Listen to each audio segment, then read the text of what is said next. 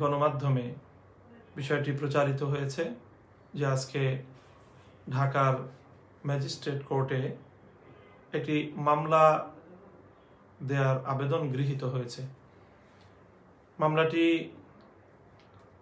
বাংলাদেশের রাষ্ট্রদ্রোহের মামলা এবং এই মামলায় বিবাদী করা হয়েছে যথাক্রমে 1 নম্বরে আমি মামুনুল হককে এবং আমাদের আমির হেফাজত বর্তমান বাংলাদেশের উলামায়ে কেরামের মাথার মুকুট হাটহাজারী উম্মুল মাদারিসের সম্মানিত শেখুল হাদিস আল্লামা জুনায়েদ বাবুনগরী এবং বাংলাদেশ ইসলামী আন্দোলনের সিনিয়র নায়েবে আমির মোহতারাম মাওলানা সৈয়দ মোহাম্মদ ফয়জুল করিম, আমাদের 3 জনকে বিবাদী করে মুক্তিযুদ্ধ মঞ্চ নামে একটি সংগঠনের পক্ষ থেকে এই মামলাটি দায়ের করার চেষ্টা করা হচ্ছে বা মামলাটি দায়ের করা হয়েছে।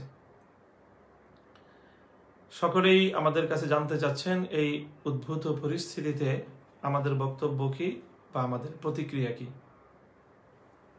প্রথম আমি বিষয়টিতে আমার যে প্রাথমিক যে অনুভূতি এবং প্রতিক্রিয়া সেটি হলো যে এই মামলা এবং এই মামলার যে প্রেক্ষাপট তৈরি করা এবং এই মামলার পেছন দিক থেকে যেই কার্যক্রমগুলো চালানো হচ্ছে, আমি উদ্বিগ্ন এবং উৎকণ্ঠিত, শুধু আমাকে নিয়ে নয় এবং মামলার বিবাদী আমরা 3 জনকে নিয়েও নয়। আমি উদ্বিগ্ন এবং উৎকণ্ঠিত আমার এই প্রিয় মাতৃভূমি বাংলাদেশকে নিয়ে এবং বাংলাদেশের স্বার্থ নিয়ে। আমার দ্ব্যর্থহীন বক্তব্য হলো যে এই মামলার মধ্যে আমি স্পষ্ট আভাস পাচ্ছি বাংলাদেশ বিরোধী একটি কুটিল ষড়যন্ত্র এবং চক্রান্তের। এই মামলার মধ্যে বিশেষত আমার বিরুদ্ধে যেই অভিযোগটি আনা হয়েছে মর্মে আমরা সংবাদ মাধ্যমে জানতে পারছি সেটি হলো যে আমি বঙ্গবন্ধু মরহুম শেখ মুজিবুর রহমান সম্পর্কে তার সম্মান হানিকর কোনো মন্তব্য আমি করেছি এমন বিষয়ে, এবং সৈয়দ ফয়জুল করিম সাহেব সম্পর্কেও একই ধরনের অভিযোগ আনা হয়েছে। আর সবচেয়ে ভয়ঙ্কর যে জায়গাটি এই মামলার মধ্য থেকে আমার কাছে স্পষ্ট হয়েছে সেটি আমির হেফাজত আল্লামা জুনায়েদ বাবুনগরীর ব্যাপারে যে অভিযোগটি সেখানে উল্লেখ করা হয়েছে। মামলার আইনজীবী তিনি তার বক্তব্যের মাধ্যমে গণমাধ্যমের সামনে তুলে ধরেছেন সেটি হলো যে আল্লামা জুনায়েদ বাবুনগরী তিনি মদিনা সনদে বাংলাদেশকে চালানোর জন্য দাবি করেছেন বা মদিনা সনদে বাংলাদেশ চলবে বলে মন্তব্য করেছেন। তো বাংলাদেশের কনস্টিটিউশন এবং সংবিধানের বিরুদ্ধাচারণ আখ্যায়িত করে ওনাকেও এই রাষ্ট্রদ্রোহের মামলায় বিবাদী করা হয়েছে। এখানে আমার বক্তব্য হলো মদিনা সনদে রাষ্ট্র চালানোর কথা বলাটা এটাকে কেন তারা এভাবে হাইলাইট করলো বা এটাকে কেন চিহ্নিত করলো এবং এটাকে কেন তারা আজকে রাষ্ট্রদ্রোহ হিসেবে চিহ্নিত করার চেষ্টা চালাচ্ছে। সুপ্রিয় দর্শক, এটি অত্যন্ত স্পষ্ট একটি বিষয় এবং গোটা দেশ এবং জাতি আমরা একটি কথা জানি, সেটি হলো যে এই মদিনা সনদে বাংলাদেশের রাষ্ট্রীয় কার্যক্রম পরিচালনার যে কথা এটি আজ প্রথমবারের মতো আল্লামা জুনায়েদ বাবুনগরী বলছেন বিষয়টি তা নয়, বরং অনেক পূর্বেই এই বিষয়ে অত্যন্ত স্পষ্ট এবং দ্ব্যর্থহীন বক্তব্য রেখেছেন গণপ্রজাতন্ত্রী বাংলাদেশ সরকারের মাননীয় প্রধানমন্ত্রী শেখ হাসিনা। তার সেই বক্তব্য এখনো পর্যন্ত নেট দুনিয়ায় এবং ভার্চুয়াল জগতে মানুষের হাতে হাতে, মানুষের চোখে চোখে এবং মানুষের কানে কানে ভাসছে। সুতরাং আজকে এই যে মদিনা সনদে রাষ্ট্র পরিচালনার কথা বলাকে সংবিধান বিরোধী এবং রাষ্ট্র বিরোধী আখ্যা দেওয়াটা, এটিকে যারা কেবলমাত্র জুনায়েদ বাবুনগরী অথবা হেফাজতে ইসলামের বিরুদ্ধাচারণ বলে ভাবছেন, আমি বলবো আপনারা বিষয়টিকে আরেকটু গভীরভাবে উপলব্ধি করার চেষ্টা করুন এটি কেবল একজন আল্লামা জুনায়েদ বাবু নগরীর বিরুদ্ধাচারণ নয়, এটি কেবল হেফাজতে ইসলামের বিরুদ্ধাচারণ নয়, এটি বাংলাদেশের রাষ্ট্র এবং সরকারের বিরুদ্ধাচারণ।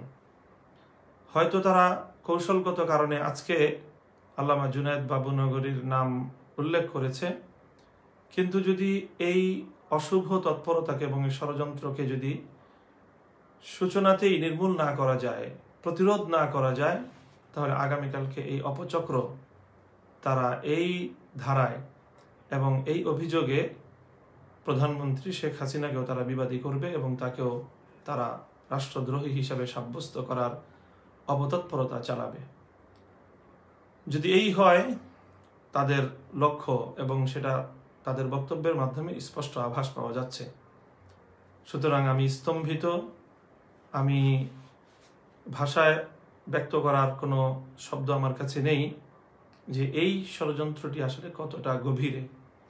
বাংলাদেশে যেন মদিনার নাম উচ্চারিত না হয়, বাংলাদেশের রাষ্ট্র এবং বাংলাদেশের সমাজ ব্যবস্থায় যেন পবিত্র মদিনার কোনো প্রভাব না থাকে, বাংলাদেশের সরকার এবং বাংলাদেশের যে সমাজ ব্যবস্থা সেখানে যেন মদিনার কোনো আদর্শ বাস্তবায়িত হতে না পারে, সেটাকে চিরতরে প্রতিরোধ করার, বন্ধ করে দেওয়ার একটি অশুভ তৎপরতা বলেই আমার কাছে এটা স্পষ্ট প্রতিভা।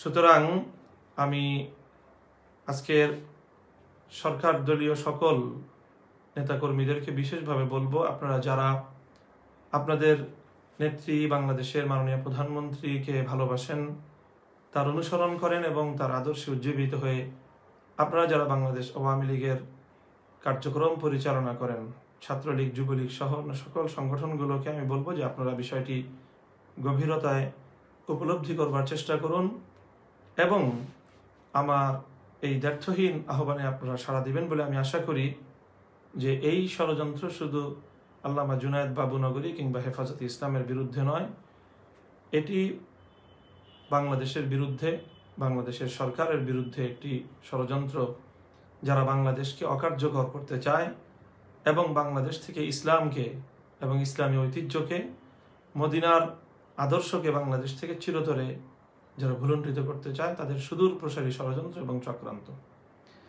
সেই সাথে আমি এই মুক্তিযুদ্ধ মঞ্চ নামের এই ভুইফোর সংগঠনটির অপতৎপরতায় আরও একটি বিষয় আমি উদ্বিগ্ন, যেটি আজকে বাংলাদেশের প্রত্যন্ত অঞ্চলে তার কিছু আভাস লক্ষ্য করা যাচ্ছে।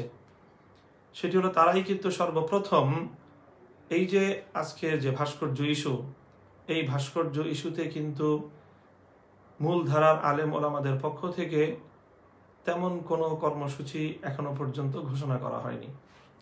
হেফাজতে ইসলাম বাংলাদেশ, যেটি বাংলাদেশের সর্বস্তরের আলেম ওলামাদের ঐক্যবদ্ধ অরাজনৈতিক প্ল্যাটফর্ম, সেখান থেকে কিন্তু এখনো পর্যন্ত কোনো কর্মসূচি ঘোষণা করা হয়নি। ভাস্কর্য ইস্যুতে তারা বড় ধরনের কোনো পদক্ষেপও এই পর্যন্ত গ্রহণ করেনি।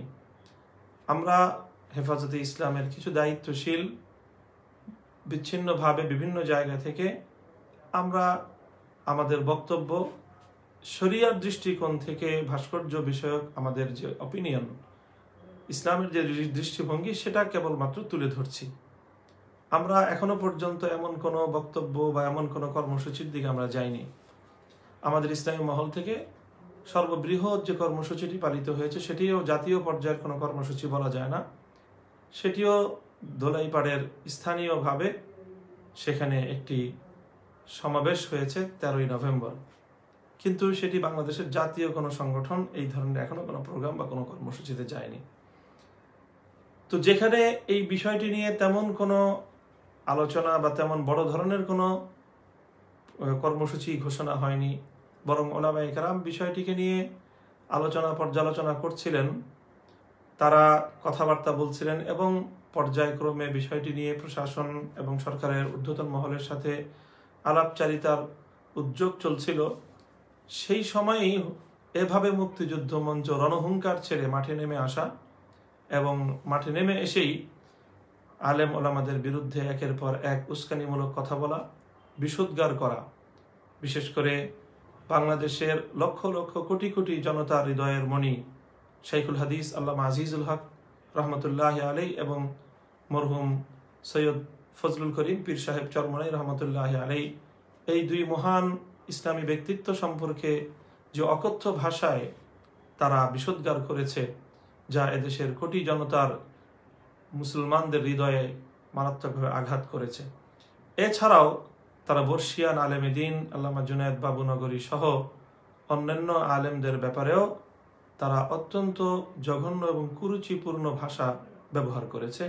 এই মুক্তিযুদ্ধ মঞ্চের তথাকথিত মুক্তিযুদ্ধ মঞ্চের এই মানুষেরা, আলোচকরা। আমার কাছে কেন যেন মনে হচ্ছে এই মুক্তিযুদ্ধ মঞ্চের এই আস্ফালন দেখে 2013 সালের গণজাগরণ মঞ্চের কথা মনে পড়ে যাচ্ছে। 2013 সালেও এরকম গণজাগরণ মঞ্চ তৈরির মাধ্যমে সারা বাংলাদেশে একটি ইসলাম বিরোধী একটি পরিবেশ তৈরি করা হয়েছিল। ধর্মপ্রাণ মানুষের মনের মধ্যে উদ্বেগ এবং উৎকণ্ঠা তৈরি করা হয়েছিল। ব্যাপকভাবে আল্লাহ রসুল সাল্লাল্লাহু আলাইহি ওয়াসাল্লাম, ইসলামের মূল ভিত্তি এবং ইসলামী ধর্মবিশ্বাস, ইসলামী সমাজ চিন্তা এবং ইসলামিক স্কলার আলেম ওলামাদের বিরুদ্ধে গণজাগরণ মঞ্চ থেকেও তারা ব্যাপকভাবে কুৎসা রটিয়েছিল, যার প্রেক্ষিতে 2013 সালে আল্লামা আহমদ শফি রহমতুল্লাহ আলাইহির নেতৃত্বে হেফাজতে ইসলামকে মাঠে নামতে হয়েছিল এবং হেফাজতে ইসলামের অভূতপূর্ব সেই গণজাগরণ হয়েছিল। এবং তারপরে বাংলাদেশে 2013 সালে কি হয়েছিল সেই ইতিহাস আমাদের সকলেরই জানা। আমার কাছে মনে হচ্ছে যে আজকে 2020 সালে এসে এই ভুইফোর মুক্তিযুদ্ধ মঞ্চ তারাও এরকম একটি উত্তেজনাকর, একটি অস্থিতিশীল পরিবেশ তৈরি করবার জন্য বাংলাদেশের বহির্শক্তির কোনো এজেন্ডা নিয়ে তারা ময়দানে অবতীর্ণ হয়েছে, এটি আমার আশঙ্কা। আমি রাষ্ট্র, সরকার এবং প্রশাসনের ঊর্ধ্বতন মহলের কাছে অনুরোধ করব যে এই ধরনের দায়িত্ব জ্ঞানহীন এবং নাম ঠিকানাহীন এরকম হঠাৎ গজিয়ে ওঠা ভুইফোর এই ধরনের সংগঠনগুলো, এরাই কিন্তু দেশের মধ্যে অনেক বড় ধরনের বিশৃঙ্খলা তৈরি করে থাকে। কাজেই প্রথম কথা তো হলো রাষ্ট্রদ্রোহের এই মামলা নিয়ে আমরা বারবার বলছি, আমাদের বক্তব্যের প্রতি কর্ণপাত না করে, আমাদের বক্তব্যকে নিজেদের মন মতো করে তারা কাটিং করে আকপিস বাদ দিয়ে নিজেদের মন গড়া ব্যাখ্যায় আমাদের বক্তব্যগুলোকে তারা বিকৃত রূপে এটাকে উপস্থাপন করে আখ্যায়িত করে রাষ্ট্রদ্রোহের মামলার যে বুনিয়াদ তারা সাজিয়েছে।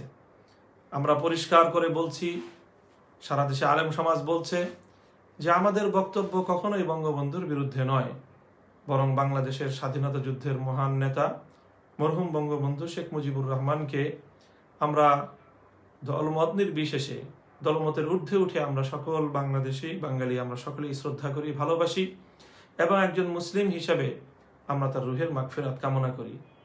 আমাদের সম্পূর্ণ বিরোধিতা বা আমাদের দ্বিমত মতপার্থক্য হলো ভাস্কর্য তথা মূর্তি নিয়ে। এখানে কেন এই বিষয়টি স্পষ্ট করার পরেও, পরিষ্কারভাবে এই বিষয়টি বারবার বহুবার অসংখ্যবার বলার পরেও সেই চিহ্নিত মহলটি, এই মুক্তিযুদ্ধ মঞ্চ নামক এই ভুইফোর সংগঠনটি, তারা ভাস্কর্যের বিষয়টিকে আড়াল করে তারা ধর্মপ্রাণ আলেম ওলামাদের এবং ইসলাম বেত্তাদের মুখোমুখি দাঁড় করিয়ে দিতে চাচ্ছে বঙ্গবন্ধুর নামকে। আমার কাছে মনে হচ্ছে যে এটা আসলে তারা অবচেতনে করছে তা নয়, বরং এটি সুপরিকল্পিতভাবে তারা এই কাজটি করছে। এই কাজটির মূল উদ্দেশ্য হলো চেতনার ব্যবসা করা। তারা বঙ্গবন্ধুকে ইসলামের মুখোমুখি দাঁড় করিয়ে তারা ইসলামকেও যেরকম ঘায়েল করতে চায়, বঙ্গবন্ধুর মহান ব্যক্তিত্বকেও তারা প্রশ্নবিদ্ধ করতে চায়। তারা বঙ্গবন্ধুকে নিয়ে একটি চেতনার ব্যবসা করতে চায়। এই হলো মুক্তিযুদ্ধ মঞ্চ নামক এই উগ্রবাদী সংগঠনগুলোর তাদের লক্ষ্য এবং উদ্দেশ্য বলে আমার কাছে মনে হচ্ছে। আমরা দ্ব্যর্থহীনভাবে আবারও বলছি যে স্বাধীনতার মহান নেতা, বাংলাদেশের এই রাষ্ট্রের স্থপতি মরহুম বঙ্গবন্ধু শেখ মুজিবুর রহমানকে আমরা দলমতের ঊর্ধ্বে উঠে তাকে ভালোবাসি এবং তাকে শ্রদ্ধা করি, তাকে সম্মান জানাই এবং তার রুহের মাগফিরাত কামনা করি। সুতরাং আমাদের এই বক্তব্যের পর আমাদেরকে বঙ্গবন্ধুর সম্মানের উপর আক্রমণকারী বলে সাব্যস্ত করাটা এটি কতটা যৌক্তিক, আজকে আমরা দেশবাসীর কাছে সে বিষয়টি বিবেচনা করার জন্য তাদেরকে অনুরোধ করব। প্রিয় দর্শক, সেই সঙ্গে ভাস্কর্য বিষয়ে আমাদের যে বক্তব্য সেটি আমরা স্পষ্টভাবে আবারও তুলে ধরছি যে ভাস্কর্যের বিরোধিতা এটি আমরা নিছক ধর্মীয় কারণে করছি। আমাদের এখানে অবশ্যই রাজনৈতিক কোনো অভিলাষ নেই, এখানে রাজনীতি করার কিছুই নেই। আমরা বঙ্গবন্ধু ব্যাপারে আমাদের কোনো অতিরিক্ত অ্যালার্জি নেই, বরং তার প্রতি মরহুম এবং একজন প্রয়াত মুসলিম নেতা হিসেবে সম্মান এবং মর্যাদার সঙ্গে আমরা তাকে স্মরণ করি। তো আমরা চাই না যে তার এরকম ভাস্কর্য তৈরি করা হলে তিনি কবর জগতে আল্লাহর নিকট লজ্জিত হবেন। আমাদের একজন মহান নেতা, তিনি আল্লাহ রাব্বুল আলামিনের নিকট পরজগতে এরকম লজ্জিত হয়ে পড়ুন, এটা আমরা চাই না। কল্যাণকামিতার জায়গা থেকেই আমরা রাষ্ট্র সরকারকে এবং যথাযথ কর্তৃপক্ষকে আমরা মরহুম বঙ্গবন্ধু শেখ মুজিবুর রহমানকে আল্লাহর নিকট লজ্জিত করার এই পদক্ষেপ থেকে বিরত থাকবার জন্য অনুরোধ করছি, আবারও করছি, এবং এই অনুরোধ আমরা করেই যাব। সেই সঙ্গে আমরা এখন যেই তৎপরতার এবং সারা দেশব্যাপী যে উদ্বেগ উৎকণ্ঠার আরেকটি আমরা চিত্র দেখছি, সেটি হলো সারা দেশের যত্রতত্র বঙ্গবন্ধুর বা মরহুম জাতীয় নেতাদের এরকম ভাস্কর্য নির্মাণের একটি প্রবণতা শুরু হয়েছে। এবং ইতিমধ্যে এই সকল কিছু সংগঠন তারা এই দাবি উত্থাপন করেছে যে বাংলাদেশের প্রতিটি জেলায় জেলায় এমনকি প্রতিটি শিক্ষাঙ্গনে ভাস্কর্য নির্মাণ করতে হবে, এই দাবিও তারা উত্থাপন করছে। আমরা একটা ভাস্কর্য নির্মাণের ব্যাপারে শরীয়ত এবং ইসলামের যে দৃষ্টিভঙ্গি সেই জায়গাটা থেকেও এটাকে আমরা এটার সঙ্গে দ্বিমত করি এবং এটাকে সমীচীন মনে করি না। স্পষ্ট ভাষায় আমরা কোরআন সুন্নাহর দৃষ্টিতে এটি অবৈধ এবং হারাম নাজায়েজ কাজ সেটি ব্যক্ত করছি। সেই সঙ্গে আমরা এই সকল মহান ব্যক্তিদের মরহুম ব্যক্তিদের সম্মান এবং মর্যাদার দৃষ্টিকোণ থেকেও আমরা মনে করি যত্রতত্র এই ধরনের ভাস্কর্য নির্মাণ এটি সেই সকল ব্যক্তিবর্গের সম্মান এবং মর্যাদার জন্য হানিকর। যেখানে সেখানে যদি এই সকল ভাস্কর্যগুলো নির্মাণ করা হয় তাহলে সেখানে দেখা যাবে যে সেখানে মানুষের মলমূত্র ত্যাগ হবে। যত্রতত্র করলে সেখানে ভাস্কর্যের মাথার উপরে এসে বিভিন্ন পাখি বা বিভিন্ন প্রাণী সেখানে মলত্যাগ করবে, সেখানে নানা ধরনের অসামাজিক কার্যকলাপের আখড়াও জমে যেতে পারে। সুতরাং রাষ্ট্রকে এবং সরকারকে বিশেষ করে এ ব্যাপারে এখনই তৎপর হতে হবে, যেন অতি উৎসাহী এই লোকেরা তারা যেন যত্রতত্র বঙ্গবন্ধুর এই ভাস্কর্য নির্মাণ করলে এতে তার সম্মান বৃদ্ধি করা হবে না, বরং স্পষ্টভাবেই যেখানে সেখানে তার সম্মান হানির একটি পরিবেশ তারা তৈরি করবে। সুতরাং একদিক থেকে তো ভাস্কর্য নির্মাণ এটি ইসলাম বিরোধী কাজ, স্পষ্ট হারাম এবং অত্যন্ত গর্হিত একটি পাপ। এই পাপের কাজ ইসলামের দৃষ্টিতে, কোরআন এবং সুন্নাহর দৃষ্টিতে এবং ইসলামিক সকল স্কুল অফ থটের সকল ইসলামিক স্কলারগণ সর্বকালের সর্বযুগের 1400 বছরের সকলের এটি ঐক্যমতের সিদ্ধান্ত, এখানে দ্বিমতের কোনো অবকাশ নেই। সেই সঙ্গে এইভাবে যত্রতত্র ভাস্কর্য নির্মাণের মাধ্যমে ব্যক্তিদেরকেও অসম্মান এবং অমর্যাদা করার, বঙ্গবন্ধুকে যদি তার ভাস্কর্য নির্মাণ করা হলে এখানে যেখানে সেখানে তারও অসম্মান এবং অমর্যাদার প্রশ্নটি আসবে। সুতরাং যারা শরীয়তের দৃষ্টিকোণ মানতে চান না, শরীয়তের দৃষ্টিকোণের বাইরে কেবল ব্যক্তি বঙ্গবন্ধুকে যারা সম্মান এবং শ্রদ্ধা জানান, সেই সম্মান এবং শ্রদ্ধার জায়গা থেকেও এভাবে ভাস্কর্য নির্মাণ করাটা এটি কোনো বুদ্ধিমত্তার পরিচয় হতে পারে না। পরবর্তী আরেকটি যে প্রসঙ্গ আজকে এই গতকাল থেকে গোটা দেশের মিডিয়াতে তোলপাড় সৃষ্টি হয়েছে, সেটি হলো আমরা জানি যে বাংলাদেশের দক্ষিণাঞ্চলের জেলা শহর কুষ্টিয়ায় বঙ্গবন্ধুর নির্মাণাধীন একটি ভাস্কর্য, এটাকে আক্রমণ করা হয়েছে এবং ভাস্কর্য ভাঙা হয়েছে।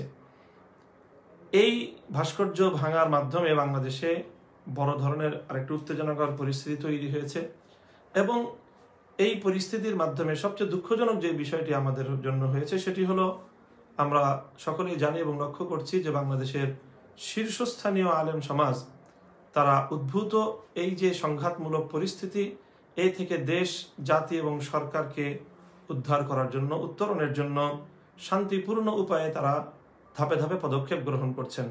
শীর্ষ উলামায়ে কেরামের পক্ষ থেকে ভাস্কর্য বিষয়ক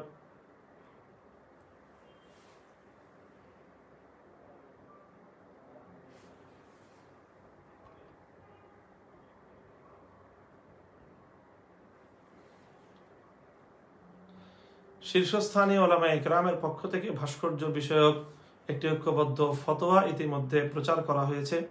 সেই সঙ্গে গত 5ই ডিসেম্বর বাংলাদেশের সম্মিলিত কওমি মাদ্রাসা শিক্ষা বোর্ড আল হাইয়াতুল উলিয়ার সম্মানিত চেয়ারম্যান আল্লামা মাহমুদুল হাসান হাফিজাহুল্লাহর ডাকে বাংলাদেশের প্রায় সকল শীর্ষস্থানীয় উলামায়ে কেরাম একসঙ্গে বসে তারা মাননীয় প্রধানমন্ত্রী বরাবর সম্মিলিত একটি পত্র প্রেরণ করার সিদ্ধান্ত নিয়েছেন। সেই সঙ্গে একটি প্রস্তাবনা তৈরি করেছেন এবং সেই প্রস্তাবনা নিয়ে প্রধানমন্ত্রীর সঙ্গে তারা আলাপ আলোচনার একটি উদ্যোগ তারা গ্রহণ করেছেন এবং সেই উদ্যোগটি বাস্তবায়নের পথে।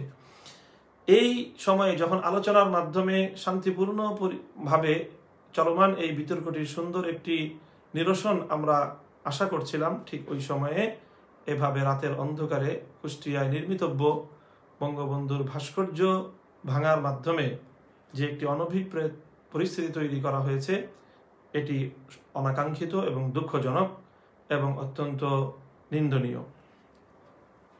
এর সঙ্গেও আমি লক্ষ্য করলাম কেউ কেউ আমার নাম জড়াবার চেষ্টা করছে।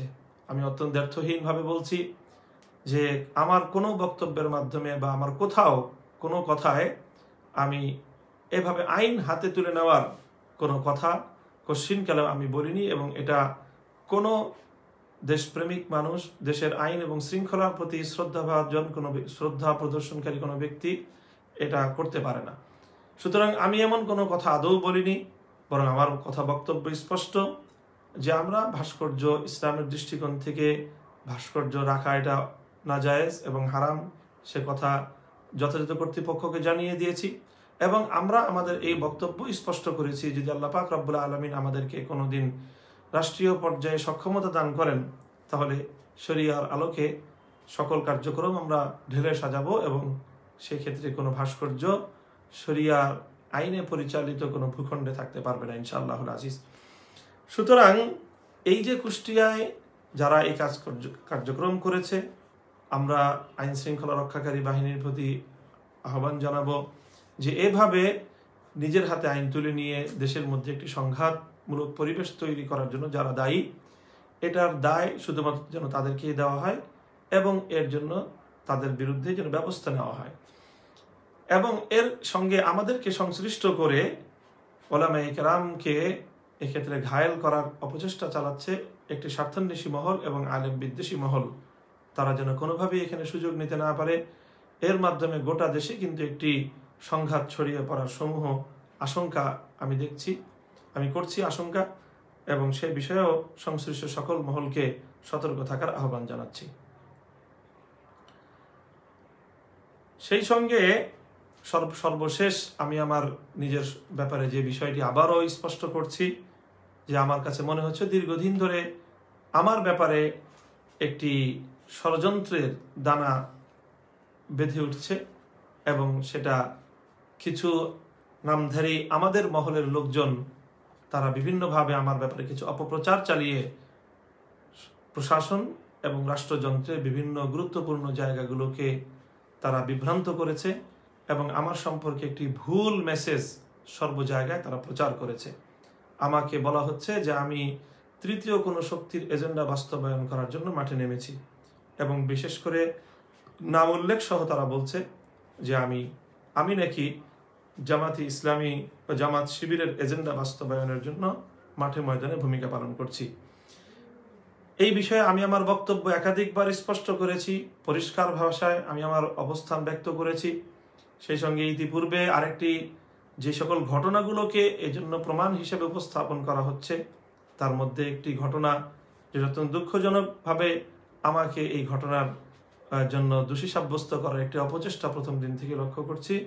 সেটি হলো শাইখুল ইসলাম আল্লামা আহমদ শফি রহমতুল্লাহ আলাইহির জানাজা পরবর্তী সময়ে সে তার লাশের খাটিয়া বহন করার যে ঘটনাটি, সেই ঘটনা নিয়েও লক্ষ্য করলাম এখনো পর্যন্ত আমার ব্যাপারে সেই বিভ্রান্তি এবং সেই ভুল তথ্যের প্রচার এবং প্রতিষ্ঠা করার অপচেষ্টা সেটি এখনো পর্যন্ত বন্ধ হয়নি। আমি এখনো আবার দ্ব্যর্থহীনভাবে বলছি যে সেখানে কি ঘটেছিল সেটি আমি শাইখুল ইসলাম আল্লামা আহমদ শফি জানাজার পরে একদিন পরেই, জানাজা হয়েছে 19শে সেপ্টেম্বর, 20শে সেপ্টেম্বর আমি আমার এই ভেরিফাইড ফেসবুক পেজ থেকে পূর্ণ ঘটনার একটি বিশ্লেষণ এবং আমার বক্তব্য আমি সেখানে তুলে ধরেছি। তো এখানে জামাতে ইসলামের লোকজন যদি এসে থাকে এবং তাদের আশাটা যদি কোনোভাবে অনভিপ্রেত হয়ে থাকে, তাহলে এর কোনো দায়ভার আমার উপর দেওয়ার কোনো সুযোগ নেই। বরং যারা সেখানে এটার ম্যানেজমেন্ট বা এর আয়োজনে ছিলেন, অথবা সেখানে স্বতঃস্ফূর্ত জনতার মধ্যে কে কিভাবে জানাজার খাটিয়া ধরেছে সেটা তারা বুঝবে, এর জবাব তারা দিবে। আমি ঢাকা থেকে সেখানে অংশগ্রহণকারী একজন নিছক একজন মেহমান এবং আল্লামা আহমদ শফির একজন ভক্ত এবং তার একজন মুরিদ এবং তার একজন খলিফা, তার একজন শিষ্য হিসেবে আমি তার জানাজায় শরীক হয়েছি এবং আমি নিজের জন্য একটা সৌভাগ্য মনে করেছি যে আমি আমার শায়েখ এবং মুর্শিদের খাটিয়া আমি আমার নিজের কাঁধে বহন করার সুযোগ পেয়েছি। কিন্তু সেখানে প্রশ্ন যারা আমার ব্যাপারে তুলেছেন তারা কিন্তু জানাজায় শরীক থাকা সত্ত্বেও তারা কেউ সেই জানাজার খাটিয়া ধরার জন্য সেখানে যাননি। কেন যাননি সেটি একটি রহস্যময় কারণ। অনেককেই দেখলাম দূরে দাঁড়িয়ে তারা আমার ব্যাপারে প্রশ্ন তুলেছেন, অথচ তারা সেখানে খাটিয়া স্পর্শ করতে যাননি, খাটিয়া তুলতে তারা যাননি। সেখানে শাইখুল ইসলাম আল্লামা আহমদ শফির পরিবারের 10 জন ব্যক্তি ছিলেন দায়িত্বশীল যারা সেই খাটিয়া বহন করেছিল। সেখানে আমি তাদের অনুমতি সাপেক্ষে আমিও সেখানে জানাজার খাটিয়া ধরায় অংশগ্রহণ করেছিলাম। সেখানে জামাতি ইসলামের দায়িত্বশীলদের ভূমিকাটা তখনও আমি বলেছি, আজও বলছি যে তাদের ভূমিকাও আরও সুচিন্তিত এবং তাদের ভূমিকা আরও দায়িত্বশীল হওয়া উচিত। সেখানে জামাতি ইসলামের একজন নেতাকে আমি দেখেছি যে তারা যেন অনেকটা ফটো সেশন করলেন। ফটো সেশন করার জন্য তারা সেখানে খাটিয়া ধরার কোনো সুযোগ তাদের ছিল না, কোনো স্পেস তাদের ছিল না। এরপরেও শুধু ফটো তুলবার জন্য এই ধরনের কিছু কাজ তারা করেছেন। অনেক সময় লক্ষ্য করে থাকি জামাতে ইসলামের বিভিন্ন দায়িত্বশীল মহল থেকেও এই ধরনের কিছু কার্যক্রম পরিচালনা করা হয়, যার মাধ্যমে আমাদেরকে অনেকের সামনে প্রশ্নবিদ্ধ করে দেওয়া হয় এবং আমাদেরকে অন্য কারো এজেন্ডা বাস্তবায়নকারী হিসাবে চিহ্নিত করার যে ষড়যন্ত্র, সেই ষড়যন্ত্রকে সহযোগিতা করা হয়। সুতরাং এক্ষেত্রে আমার বক্তব্য দ্ব্যর্থহীন এবং পরিষ্কার। অন্যান্য দল যারা যার যার আইডিওলজি, যার যার চিন্তা দর্শন অনুযায়ী শেষ রাজনীতি করে, আমরা মরহুম মৌলানা আবুল আলা মওদুদী সাহেবের চিন্তা দর্শন লালন করি না এবং তার আইডিওলজিকে আমরা ফলো করি না এবং সেই চিন্তা দর্শনে আমরা রাজনীতিও করি না।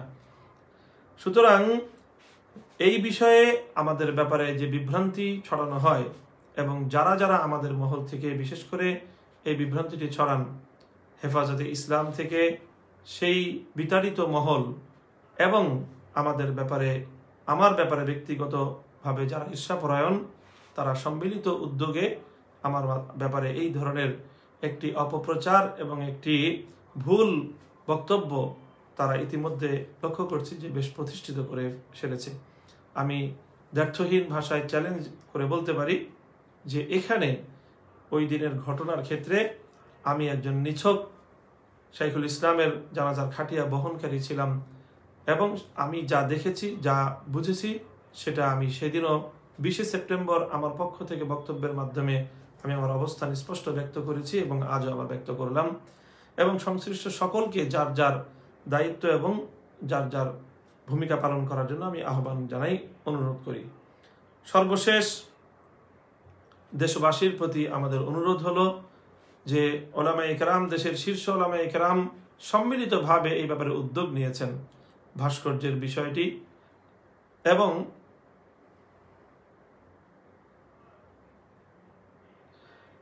সরকারের সর্বোচ্চ মহলের সাথে যোগাযোগ হবে আমরা আশা করছি।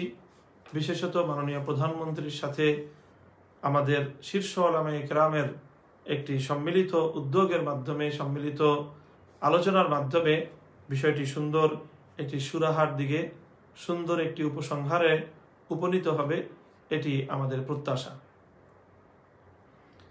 সুতরাং এই পরিস্থিতিতে একটি শরীয়ত গর্হিত কাজকে প্রতিহত করা বা একটি শরীয়ত গর্হিত কাজকে বাধা দেওয়া, এটি যেমন ইসলামপন্থীদের দায়িত্ব, আলেম ওলামাদের দায়িত্ব, সেই সঙ্গে দেশের আভ্যন্তরীণ শান্তি এবং শৃঙ্খলা রক্ষা করা এটিও আমাদের সকলের সম্মিলিত দায়িত্ব। আমরা লক্ষ্য করছি যে ভাস্কর্যের বিষয় নিয়ে বাংলাদেশের বিশেষত সারা দেশব্যাপী ধর্মীয় যে আলোচনা সভা, ওয়াজ মাহফিলগুলো অনুষ্ঠিত হচ্ছে, ব্যাপকভাবে এগুলোর মধ্যে নানা ধরনের অনভিপ্রেত পরিস্থিতি সৃষ্টি হচ্ছে। আলেম সমাজ তারা কোরআন হাদিসের দৃষ্টিতে ভাস্কর্য বিষয়ে বক্তব্য তুলে ধরছেন, তখন অনেক লোক উপস্থিত সেখানে এটাকে আপত্তিজনকভাবে তার প্রতিবাদ এবং প্রতিরোধ করতে গিয়ে সেখানে মাহফিলগুলোতে এক সংঘাতমূলক পরিস্থিতি তৈরি করা হচ্ছে। এটা আমি মনে করি যে দেশের জন্য একটি অশনি সংকেত। এভাবে ওয়াজ মাহফিল, কোরআনের মাহফিলগুলো থেকে যদি সংঘাত এবং নানা ধরনের বিশৃঙ্খলার একটি সূত্রপাত হয়, তাহলে এটি দেশের জন্য, জাতির জন্য অত্যন্ত ভয়াবহ কোনো বিপর্যয় ডেকে আনতে পারে। সুতরাং এজন্য ইনশাআল্লাহ আমরা উদ্যোগ গ্রহণ করব। বাংলাদেশের ওয়াইজ যারা রয়েছেন, আলোচক যারা রয়েছেন, সেই সকল ওয়াইজ এবং আলোচকদের সর্ববৃহৎ এবং জাতীয় পর্যায়ের সংগঠন রাবেতাতুল ওয়াইজিন বাংলাদেশের কেন্দ্রীয় নেতৃবৃন্দের সঙ্গে আমাদের আলোচনা হচ্ছে, আমরা বলছি, এবং ইনশাআল্লাহ সেখান থেকে উদ্যোগ গ্রহণ করা হবে অতি দ্রুতই, যেন সারা দেশের ওয়াইজ এবং আলোচকদেরকে আহ্বান করে এই পরিস্থিতিতে দেশ, জাতি এবং ইসলামের বৃহত্তর কল্যাণের স্বার্থে তারা যেন তাদের ভূমিকা যথাযথভাবে পালন করতে পারে, কোরআনের কথাগুলো যেন তারা সুন্দরভাবে জাতির সামনে তুলে ধরতে পারে, সেই সঙ্গে তাদের আলোচনাকে কেন্দ্র করে কেউ যেন কোনো মাহফিলে কোনো ধরনের অনভিপ্রেত পরিস্থিতি সৃষ্টি করতে না পারে, সেটার জন্য ওয়াইজদেরকে বিশেষ দিক নির্দেশনা ইনশাআল্লাহ প্রদান করা হবে। প্রিয় দর্শক, আমি যেই কথাগুলো আপনাদের সম্মুখে তুলে ধরলাম, আমি আশা করছি যে আমার এই বক্তব্যের মাধ্যমে যে একটি ভীতিকর পরিস্থিতি তৈরি হয়েছে, সেটা থেকে আপনাদের অনেকেরই আপনাদের একটি স্বস্তি মিলবে। সেই সঙ্গে যারা আজকে ইসলাম এবং মুসলমানদেরকে, আলেম সমাজকে কটূক্তি করছেন, আলেম সমাজের বিরুদ্ধাচারণ করছেন এবং বঙ্গবন্ধুর নামে যারা অন্ধভাবে ভাস্কর্য প্রীতি দেখাচ্ছেন, এটা বঙ্গবন্ধুর প্রতি আপনাদের প্রকৃত ভালোবাসা নয়, বরং বঙ্গবন্ধুর নামের আড়ালে মূর্তি এবং ভাস্কর্যের ভালোবাসাকে আপনারা প্রতিষ্ঠিত করবার চেষ্টা করছেন। মূর্তি এবং ভাস্কর্যের বিষয়, এটা নিয়ে আপনাদের সাথে আমাদের মত পার্থক্যের জায়গা, কিন্তু বঙ্গবন্ধু শেখ মুজিবুর রহমানকে সম্মান এবং শ্রদ্ধা প্রদর্শনের ক্ষেত্রে আপনাদের সঙ্গে আমাদের কোনো বিতর্ক নেই। সুতরাং মেহেরবানি করে বারবার এই বিতর্কের জায়গাটিতে বঙ্গবন্ধুকে টেনে এনে আপনারা বঙ্গবন্ধুকে অসম্মান করবেন না। আর মুক্তিযুদ্ধ মঞ্চের প্রতি আমার সর্বশেষ আহ্বান থাকবে যে আপনারা বাংলাদেশ বিরোধী যে অশুভ খেলা শুরু করেছেন, অশুভ যেই ষড়যন্ত্র শুরু করেছেন, আপনাদের অশুভ খেল আপনারা সমাপ্ত করেন। দেশকে কোনো অনভিপ্রেত পরিস্থিতির দিকে আপনারা ঠেলে দেবেন না। আর আলেম ওলামা, শান্তিপ্রিয় ধর্মপ্রাণ মুসলমানদের প্রতি আমাদের আহ্বান থাকবে যে সর্বোচ্চ ধৈর্যশীলতার সাথে পরিস্থিতি মোকাবেলা করতে হবে। কোনো ক্ষেত্রেই আমাদেরকে উত্তেজিত হওয়া চলবে না। শান্তি শৃঙ্খলার সাথে আমরা ইনশাআল্লাহ এই পরিস্থিতি থেকে উত্তরণ ঘটাবো এবং শীর্ষ উলামায়ে কেরামের দিক নির্দেশনা অনুযায়ী পরিস্থিতির সুন্দর সমাধান এবং সুরাহা হবে, সেই প্রত্যাশা এবং সেই আশাবাদ ব্যক্ত করে শেষ করছি আজকে আমার এই লাইভ প্রোগ্রাম। ইনশাআল্লাহ আগামীকালকেও আরও আমরা বিভিন্ন ভাবে জাতীয় গণমাধ্যমের মাধ্যমে আমরা আমাদের এ বিষয়ে আরো বিস্তারিত বক্তব্য তুলে ধরব। আল্লাহ পাক রব্বুল আলামিন আমাদের সকলকে ভালো রাখুন, সুস্থ রাখুন এবং সব ধরনের বিশৃঙ্খলা এবং অনভিপ্রেত পরিস্থিতি থেকে আমাদের সকলকে আল্লাহ পাক রব্বুল আলামিন পরিত্রাণ দান করুন। ওয়া আখিরু দাওয়ানা আলহামদুলিল্লাহি রাব্বিল আলামিন। আসসালামু আলাইকুম ওয়া রাহমাতুল্লাহ।